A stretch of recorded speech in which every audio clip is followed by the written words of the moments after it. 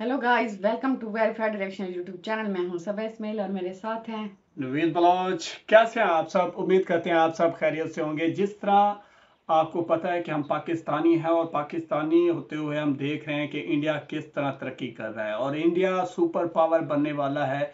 अभी हम न्यू की एक बहुत ही प्यारी वीडियो आपके साथ शेयर करने वाले हैं। सबसे पहले ये वीडियो देख लेते हैं, उसके बाद इस पर मजीद डिस्कस करेंगे और देखेंगे कि इंडिया वाकई में सुपर पावर बन रहा है। इस पर डिस्कशन करेंगे आपके साथ।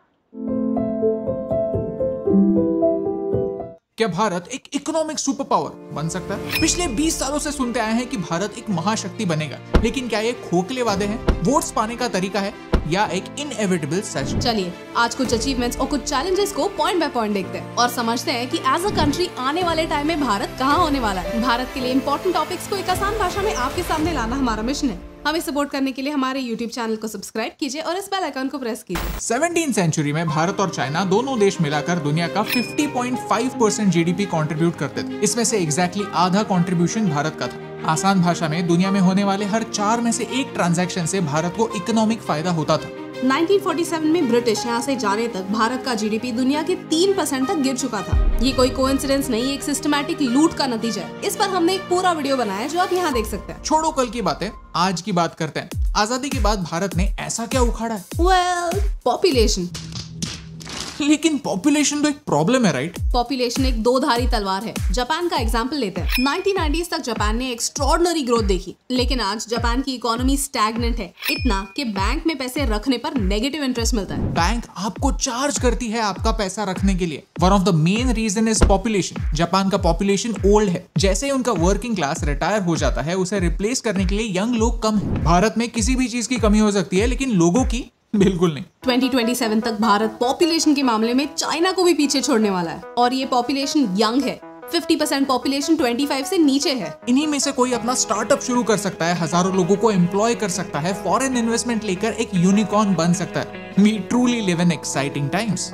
अब ये डिपेंड करता है कि ये पॉपुलेशन भारत के लिए डेमोग्राफिक डिविडेंड बनता है या डेमोग्राफिक लायबिलिटी। 2050 तक परचेसिंग पावर के हिसाब से भारत यूएस को पीछे छोड़ दुनिया में सेकंड रैंक तक पहुंचने वाला है। चाइना और यूएसए आज की सुपर पावर्स हैं। उन्होंने ऐसा क्या किया जिससे उन्हें यहाँ तक पहुंचने में हेल्प हुई? The answer is infrastructure. Bharat सिर्फ 3-4 मेगा सिटीज पर निर्भर नहीं रह सकता, ये बात हम समझ चुके हैं। मेगा सिटीज को दूसरे शहरों से जोड़ने के लिए और नए इंडस्ट्रियल हब्स बनाने के लिए फुल स्पीड से काम चल रहा है। 2014 तक जहाँ भारत में हर दिन 16 किलोमीटर के हाईवेज बना करते थे, आज 30 किलोमीटर के हाईवेज बनते हैं। पिछले साल के मार्च महीने में 37 किलोमीटर पर डे का टारगेट अचीव करके भारत ने फास्टेस्ट हाईवे बनाने का वर्ल्ड रिकॉर्ड बनाया। On the other hand Bharat में 18% प्रोडक्शन कॉस्ट ट्रांसपोर्ट और लॉजिस्टिक्स की वजह से बढ़ती है। अच्छे ट्रांसपोर्ट की वजह से चाइना में ये नंबर सिर्फ 8% है। इस प्रॉब्लम को सुलझाने के लिए $8 बिलियन का गोल्डन क्वाड्रिलेटरल प्रोजेक्ट, 5 स्टेट से गुजरने वाला मुंबई दिल्ली एक्सप्रेसवे, 574 छोटे छोटे डेवलपमेंट प्रोजेक्ट्स के साथ सागरमाला प्रोजेक्ट ट्रांसपोर्ट के कई प्रॉब्लम सुलझा सकता है। भारत में 111 बड़ी नदियां हैं जिनका इस्तेमाल वाटरवेज डेवलप करने के लिए हो सकता है। चाइना में इंटरनली 47% ट्रांसपोर्ट वाटरवेज से होता है। बिना किसी सिग्नल के, बिना किसी रुकावट के चीजें एक शहर से दूसरे शहर फास्ट पहुंचती हैं। नदियों का इस्तेमाल ट्रांसपोर्ट के लिए होने से 4 मिलियन नए जॉब्स जनरेट होंगे, जिनकी भारत के यूथ को सख्त जरूरत है। इंफ्रास्ट्रक्चर, ट्रांसपोर्ट, ट्रेड भारत को 2035 तक एक इकोनॉमिक सुपर पावर बना सकता है। भारत का सबसे बड़ा चैलेंज है पॉवर्टी। जब तक लोगों के लिए अपॉर्चुनिटीज नहीं क्रिएट होंगी, भारत के लिए अपॉर्चुनिटीज नहीं क्रिएट होंगी। लेकिन होप है, because India has one of the cheapest internet plans in the world. 2020 में हमने सीखा है कि रिमोट वर्क पॉसिबल है। वेब 3.0 के जरिए भारत का कोई भी टैलेंटेड इंसान अपनी कैपेबिलिटीज के हिसाब से दुनिया की बिगेस्ट कंपनीज के लिए काम कर सकता है। इंटरनेट को अपना ऑफिस और वर्ल्ड को अपना प्लेग्राउंड बना सकता है। रुपीज में खर्च करके डॉलर्स में कमा सकता है। ये सब कुछ हमें ग्रो करने के लिए काफी अच्छा प्लेटफॉर्म सेट कर रहा है। भारत हर साल 4 लाख करोड़ डिफेंस पर स्पेंड करता है। भारत की मिलिट्री हाई अल्टीट्यूड कॉम्बैट में सबसे एक्सपीरियंस मिलिट्री है। फायर पावर के हिसाब से 4th और मैन पावर के हिसाब से 2nd लार्जेस्ट मिलिट्री। भारत दुनिया की सबसे बड़ी डेमोक्रेसी है, इसलिए हमें वेस्टर्न डेमोक्रेसीज का सपोर्ट मिलता है। ये एडवांटेज चाइना के पास नहीं है। At the same time USA, Russia, Israel, UK, Japan, Australia ऐसे पावरफुल देश आज भारत के स्ट्रेटेजिक पार्टनर्स हैं। एलाइज।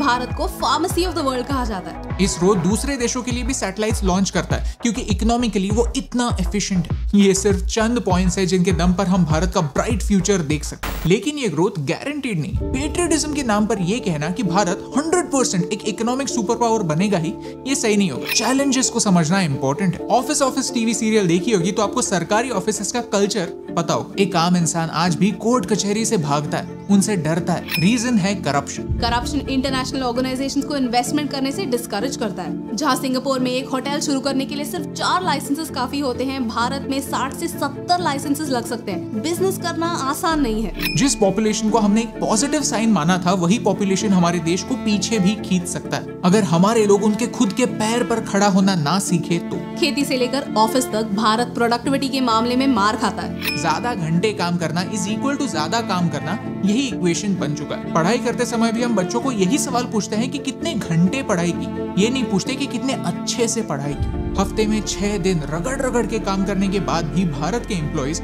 यूरोप में सिर्फ 5 दिन काम करने वाले एम्प्लॉइज से कम प्रोडक्टिव। क्लाइमेट चेंज की वजह से जिन देशों पर सबसे ज्यादा इम्पैक्ट होने वाला है, उनमें से 5वां देश भारत है। ये सच है। सिर्फ एक नहीं, कई सारे चैलेंजेस हैं हमारे सामने। तो क्या भारत एक सुपर पावर बन सकता है? ये एक चॉइस है, मेरी, आपकी, हमारे लीडर्स की, हम सब की। आप भारत का कैसा फ्यूचर देखना चाहते हैं? ये निर्भर है कि आप कैसे नागरिक बनते। कि आप अपना काम जी जान से करके देश के लिए एक एसेट बनेंगे या फिर करप्शन को बढ़ावा देकर एक लायबिलिटी। आप कैसा नागरिक बनेंगे? रूल्स तोड़कर, रास्ते पर थूक कर, टैक्स की चोरी कर देश के लिए बोझ बनेंगे या कुछ कर दिखाएंगे जिससे देश का नाम रोशन। The choice is yours. अगर आपको इस वीडियो का मैसेज समझा तो उसे अपने दोस्तों के साथ शेयर कीजिए। उनसे भी ये सवाल कीजिए कि क्या आप भारत को सुपर पावर बनाना चाहते हैं? अगर हाँ, तो सोल्यूशन क्या हो सकता है? आपको क्या लगता है? कमेंट्स में हमें जरूर बताइए। क्योंकि अगर देश का आने वाला कल देखना है तो एक सिंपल टेक्निक है, लोगों की कॉन्वर्सेशन सुनो। लोग किस चीज के बारे में बात कर रहे हैं? क्या आइडियाज डिस्कस कर रहे हैं? स्टार्टअप्स, फाइनेंस, साइंस, फ्यूचर के बारे में बात कर रहे हैं या वही पुरानी घिसी पिटी डिबेट्स कर रहे हैं? बिकॉज वी आर श्योर कि भारत एक ना एक दिन सुपर पावर जरूर बनेगा। सवाल बस इतना है, क्या उसमें आपका कोई कंट्रीब्यूशन होगा? और यही इंपॉर्टेंट सवाल आपको पूछने से मुझे फर्क पड़ा। नवीद, एज अ पाकिस्तानी मैं ये कहना चाहती हूँ कि और मुझे दिखाई भी दे रहा है कि 2030 में इंडिया सुपर पावर बन जाएगा। ऐसा ही है, 2030 में इंडिया दुनिया का 3rd लार्जेस्ट कंट्री बन रहा है। इकोनॉमी में फास्ट ग्रोइंग कंट्री दुनिया के सामने उभर कर सामने आ चुका है।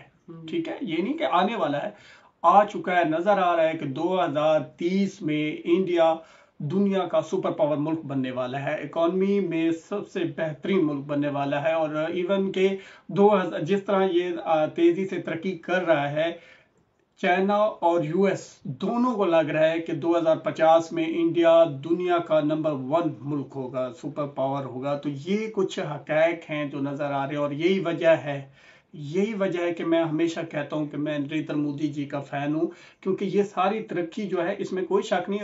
1990 से ये तरक्की इंडिया कर रहा है, लेकिन इसको सही मानों में बूस्ट आकर किया है 2014 से नरेंद्र मोदी जी ने। और ये चीज़ें दिखाई दे रही हैं, ठीक है, इनको आप नज़रअंदाज नहीं करते। सबसे पहली बात जो यहाँ पे एक वीडियो में की गई, करप्शन, क्योंकि हम पाकिस्तानी हैं, पाकिस्तान में भी जो सबसे अहम चीज़ है वो जो पाकिस्तान को तरक्की नहीं करने दे रही वो है करप्शन। इदारों में वही रवायती अंदाज हैं। आप किसी गवर्नमेंट सेक्टर में जाना पसंद नहीं करते, पाकिस्तानी है हम, तो पाकिस्तानी किसी भी गवर्नमेंट इदारे में जाना पसंद नहीं करते। अगर मजबूरी से चले भी जाएं तो हमें पता है कि बगैर पैसे दिए करप्शन के कोई काम नहीं होगा। वहीं अगर इंडिया में, अब देखें ना, मैं इंडिया को यहाँ पे सुजेशन देना चाहता हूँ, अगर आप मेरी इस बात से इत्तेफाक करें, एज अ पाकिस्तानी मेरी इस सुजेशन को माने, क्योंकि ये मैं पाकिस्तान में भी यही कहता हूँ कि हमें जो अंग्रेजों का बनाया हुआ लय अमल है इसको तोड़ना होगा। इदारों पे खास कर तवज्जो देनी होगी, नई SOPs इंट्रोड्यूस करानी होगी, नया स्ट्रक्चर इंट्रोड्यूस कराना होगा जिससे हम करप्शन को रोक सकें और जो एफिशिएंट एम्प्लॉयज हैं, जो सही काम कर रहे हैं, उनको आगे लेकर आ सकें। और सबसे अहम बात, जो VIP कल्चर है, जो इस बात को समझते हैं इंडियंस, जो VIP कल्चर और अफसरशाही बनी हुई है इदारों के अंदर, गवर्नमेंट इदारों के अंदर, इसको ख़त्म करने की ज़रूरत है। क्यों? क्योंकि एक तरफ हम कहते हैं कि एक फ्रीडम कंट्री है, डेवलप्ड कंट्री है, दुनिया की सुपर इकोनॉमी बनने वाला है, और दूसरी तरफ अगर हमारे अफसर वही अफसरशाही में मसरूफ रहेंगे तो ये फिर कभी ऐसा ख्वाब मुमकिन नहीं होता। तो सबसे पहले ज़रूरी है अफसरशाही को ख़त्म किया जाए। ग्राउंड रियलिटी यही है। पाकिस्तान तो इसी वजह से तरक्की नहीं कर रहा। मैं क्योंकि इंडिया में तो नहीं रहता, पाकिस्तान में रहता हूँ, मुझे पता है कि अगर पाकिस्तान में अफसरशाही ख़त्म हो जाए तो पाकिस्तान बूस्ट करेगा। वैसे ही अगर इंडिया और पाकिस्तान दोनों का जो कल्चरल है वो सेम है, ठीक है। हम और आप दोनों गुलाम रह चुके हैं अंग्रेज़ों के, और अभी भी अंग्रेज़ों के बनाए हुए ऑफिस के लय अमल को, अगर मैं गलत कह रहा हूँ थोड़ी रिसर्च कर लें, अंग्रेज़ों के बनाए हुए लय अमल को हम फॉलो कर रहे हैं। अपनी तरफ से हमने ऐसा कोई सिस्टम इंट्रोड्यूस नहीं किया जिससे हम अपने इदारों को मजबूत कर सकें, खासकर सिविल एडमिनिस्ट्रेशन, ठीक है। जिस तरह बताया गया कि सिंगापुर में आपने अगर एक रेस्टोरेंट शुरू करना है तो सिर्फ 3 से 4 लाइसेंस आपकी ज़रूरत होते हैं, या सर्टिफिकेट कह लें ज़रूरत होते हैं। लेकिन अगर आपने इंडिया के किसी मुल्क में या पाकिस्तान में भी अगर कहीं आपने बिजनेस शुरू करना है तो आपको कम अज कम 15-20 सर्टिफिकेट जरूरत होंगे आपको अपना बिजनेस स्टार्ट करने के लिए। यानी कि बिजनेस स्टार्ट करना यहाँ पर बहुत बड़ा चैलेंज है, कामयाब होना तो फिर दूर की बात है। तो सबसे पहले पाकिस्तान की निस्बत मैं इस बात पे कह सकता हूँ कि इंडिया के अंदर बिजनेस करना आसान है, लेकिन इसको मजीद आसान बनाया जा सकता है। जो रिक्वायरमेंट है वो देखें, टू बी फ्रैंक, देखें अगर आपने रेस्टोरेंट बनाना है, चले यही मिसाल दे देते हैं, आपके पास फूड अथॉरिटी का लाइसेंस होना चाहिए और आप वहाँ पे जो आपका नेशनल टैक्स सर्विसेज के आपके पास सर्टिफिकेट होना चाहिए कि आप टैक्स पेयर हैं। तो ये 2 चीज़ें मेरे ख्याल में बहुत हैं काम करने के लिए। और इंडिया में जो न्यू स्टार्टअप्स हैं और नई इंडस्ट्री जिस तरह उभर रही है, हम देख भी रहे हैं कि इंडिया डिजिटल इंडिया बन रहा है। बहुत से ऐसे चीज़ें हैं, जैसे आप गवर्नमेंट लोन स्कीम्स को देख लें, इंडिया सपोर्ट कर रहा है, इंडियन गवर्नमेंट सपोर्ट कर रही है, आपको लोन दिया जा रहा है। और सबसे अहम बात, वो लोन जो है जो भी इंडियन या फॉर्म या बिजनेस कंपनी देती है वो कामयाबी के साथ अपने जो उनका टेन्योर फिक्स होता है उसमें वापस कर पा रहे हैं। तो इसका मतलब है कि इंडिया के अंदर ग्रोथ आ रही है, और ये दुनिया देख भी रही है, हम भी देख रहे हैं, सब देख रहे हैं। और अगर आप इस बात को समझते हैं कि इंडिया 2030 में सुपर पावर बन जाएगा तो वीडियो को लाइक जरूर कर दें, क्योंकि हमें भी यही प्रेडिक्शन है कि 2030 में इंडिया दुनिया का सुपर पावर मुल्क होगा, 3rd largest economy in the world होगा। और ये क्यों हमें दिखाई दे रहा है, देखें आपने 2030 तक ये 2-3 चीज़ों में मैं आपको इशारा दे रहा हूँ जिसमें इंडिया कामयाब हो चुका है, होने वाला नहीं है, हो चुका है, ठीक है। सबसे पहली बात, इंडिया डिफेंस वेपन बनाकर बेचने वाला है 2023 में, और बनाकर बेच रहा है, ठीक है। एक ये आपकी इस बात की जमानत है कि आप दुनिया के सुपर पावर बन रहे हैं, ठीक है। दूसरी बात है, इंडिया का जो इसरो है, ठीक है, इंडियन स्पेस प्रोग्राम चंद्रयान 3 जिस तरह अपनी कामयाबी का सफर तय कर रहे हैं, हम वेरीफाई रिएक्शन यूट्यूब चैनल पे हम भी कहते हैं कि ये सॉफ्ट लैंडिंग करे, इससे आपकी टेक्नोलॉजी बूस्ट करेगी, ठीक है। ये 2 चीज़ें हो गई। उसके बाद सेमीकंडक्टर, ठीक है, सेमीकंडक्टर इंडस्ट्री में आर्टिफिशियल इंटेलिजेंस में इंडिया अब एक्सपेंड करने वाला है खुद को, और इसका मुआहदा अमेरिका के साथ भी हो सकता है, बड़े कंट्रीज के साथ हो चुका है। जिस तरह इसरो अपना एतमाद बना चुका है, सेमीकंडक्टर इंडस्ट्री इंडिया में अपना एतमाद बनाने के लिए मेहनत कर रही है, और इंडिया का जो टेक्नोलॉजी मिनिस्टर है वो भी बहुत मेहनत कर रहे हैं, और प्राइम मिनिस्टर नरेंद्र मोदी की तो फिर क्या ही बात है। और अभी न्यू ट्रांसपोर्ट सिस्टम की भी बात की, ठीक है, वंदे भारत जैसा ट्रांसपोर्ट सिस्टम, ट्रेन आप वर्ल्ड क्लास की ट्रेन बना रहे हैं, ठीक है, दुनिया की 10 लग्जरी ट्रेन आपके पास मौजूद है, और आप नेशनल हाईवेज आप बना रहे हैं, डेवलप कर रहे हैं, पूरे इंडिया को फास्ट ट्रैक कर रहे हैं, ठीक है, बुलेट ट्रेन जैसे आपके मंसूबे हैं, ठीक है। और उसके एट द एंड में अगर आपको बात कहूँ, वही बात आ जाती है कि इंडिया, इन्वेस्ट इंडिया और मेड इन इंडिया के विजन पे चला है। 2030 जमानत है इस बात की कि आप दुनिया की सुपर इकोनॉमी है, ठीक है। क्यों? क्योंकि आपने जो स्मार्ट इंडिया बनाना है वो बनता हुआ दिखाई दे रहा है, हमें दिखाई दे रहा है यार, हम पाकिस्तानी होकर भी कह रहे हैं कि हमें दिखाई दे रहा है, ठीक है। तकरीबन 100 से ज्यादा आपकी स्मार्ट सिटीज होने वाली है। नोएडा आप मिनी जापान बना रहे हैं, बेंगलुरु सिटी किसी तारुफ का मुताज नहीं, स्मार्ट सिटी, सिलिकॉन सिटी, क्या ही बात है। फिर मुंबई, ओए होए होए, मुंबई तो फिर यूं समझे सपनों का शहर है, और वाकई है, ठीक है, अगर लंदन का कोई मुकाबला कर सकते हैं ना, वो मुंबई है। अगर ये बात भी आपको समझ लगती है, मैं सही कह रहा हूँ, तो वीडियो को 1 लाख तो बनता है ना यार। तो ओवरऑल इंडिया जिस तरह स्मार्ट इंडिया, इन्वेस्ट इंडिया और मेड इन इंडिया के टैग पे काम कर रहा है, दिखाई दे रहा है भाईजान, दिखाई दे रहा है कि इंडिया 2030 में सुपर पावर बन जाएगा। सब आप क्या कहना चाहेंगे? उम्मीद करते हैं आज का हमारा रिएक्ट आपको बहुत पसंद आया होगा। अगर कोई इख्तिलाफी राय रखते हैं तो कमेंट सेक्शन में कमेंट्स करके जरूर पता करें। हमें सपोर्ट करने के लिए हमारे वीडियो को लाइक करें, चैनल को सब्सक्राइब करें। मिलते हैं एक नई वीडियो के साथ, तब तक के लिए गुड बाय।